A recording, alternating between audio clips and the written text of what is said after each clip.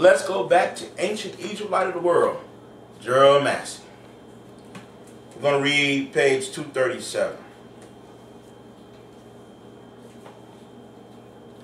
We got to start exposing and recognizing the feminine. Now, a lot of brothers in the lodges, in the Masonic lodges, may not know this, but they're going to find out a lot if they get this DVD. They're going to find out some things. On page 237, here in the Gnostic text, we're going to find out what the apron represented, what the Masonic apron represented.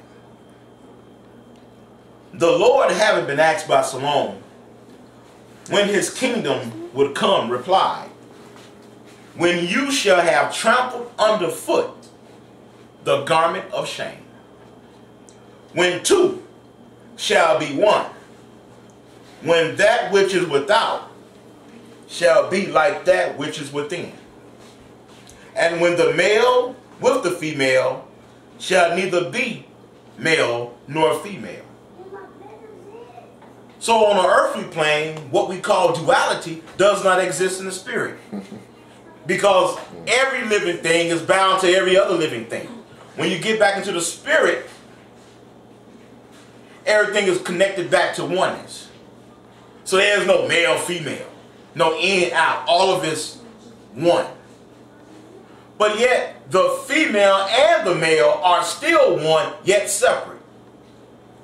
His genitalia represents her ovaries.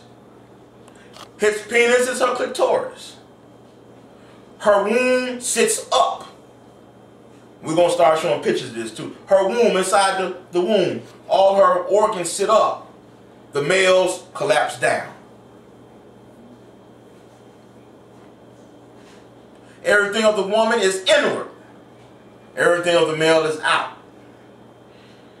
Where's the difference? There is none. He goes on to say that the garment of shame was feminine. The garment of shame was feminine, being as it was the flesh. This is the garment of shame, this flesh. This is what's going to have to fall off and be trampled underfoot. Being caught in the physical. Being trapped in a physical body. This is the earth. This is the garden where God dwells. God is the inner, the soul, the spirit. The garden is the physical body. It's all esoteric sciences. Ancient mythology. Not to be taken literally, but to be taken inwardly. He goes on to say, on this we know. Okay. Now the garment of shame. Let's see what the garment of shame is. The garment of shame was known as the apron. So in the lodges, the brothers wear the apron. And they do not realize by wearing the apron, you are honoring again the great feminine, the great mother. Standing on the square, which is a 90-degree angle, which is her womb. Because every child lays on a 90-degree angle in its mother's womb, and every child is born on the square. It's feminine.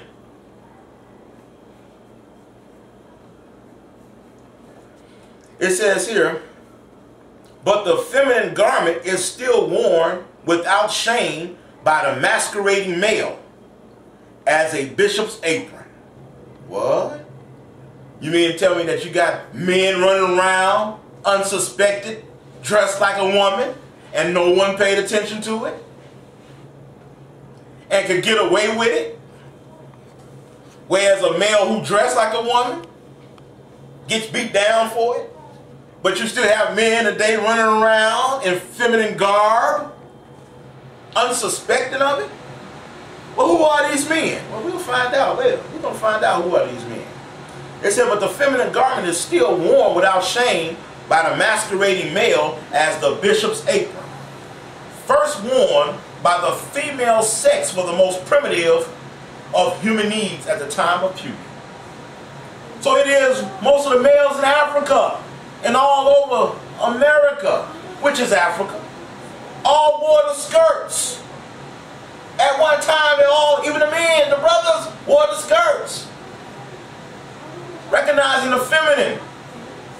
They didn't have no problem of that. They didn't think nothing was wrong with it. They knew who they were. They knew they was the son of the mother. And they knew they was representatives of her. They had no problem. Gerald Massey wrote this book in 1907. This book is now coming up to be 101 years old. For those that's not afraid to go back and do some research, got to give honor where honor is due. It says the bishop in his apron, like the priest in his petticoat. So the long garb you see the priest wearing. They're honoring the great mother. They're honoring her. This is why the church is still called today Mother Church. Brother Mason's in the lodge is called Mother Lodge. They're still honoring her in secret, but openly destroying her, putting her down, killing her off, using the feminine energy to manipulate and control. It says the bishop in his apron, like the priest in his petticoat, and the clergyman in his surplice, is a likeness of the biune being, who united both sexes in one. The modern Protestant equivalent for the pharaoh with the cow's tail. See, well, you saw the pharaohs with the long tassel, and they wore it in the back. That was to denote the great mother. That was to denote the feminine. Because the backside was called the feminine. I mean, didn't God in the Bible tell Moses that you cannot see my face, but I'll show you my hindward parts, my glory? That's the feminine. That's the great mother that sits in the back.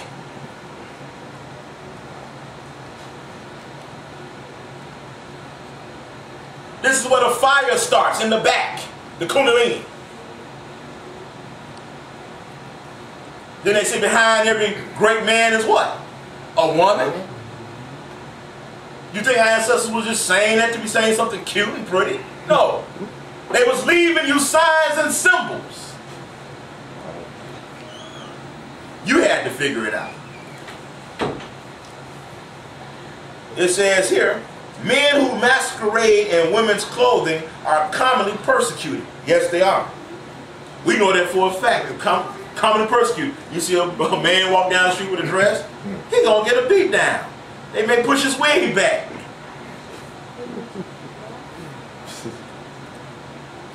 They may blaze him, you know. But the bishop or any priest or clergyman still carries on his mummery, or he still carries on wearing this garb without even being suspected that they're recognizing the feminine. He walks about as ignorant of his vestments' origins as any other of the passers-by. Today, most of the priests today are just as ignorant of what they're wearing as the passers-by. They have no idea what they're wearing. They have no idea that they are imitating the great mother. Most of them. Read that again. It says he walks about as ignorant of his vestments as any of the passers-by. Usually the custom of men dressing in women's clothing is limited to our Eastern pastimes. In Easter? They usually wear this in Easter. Honoring Ishtar, where you get the word Easter from. The great mother. But the bishop still carried on all through the year. All through the year they're wearing this. Honoring the black woman, the great mother, while debasing her and destroying her and telling her she's nothing, yet using her energy to move about.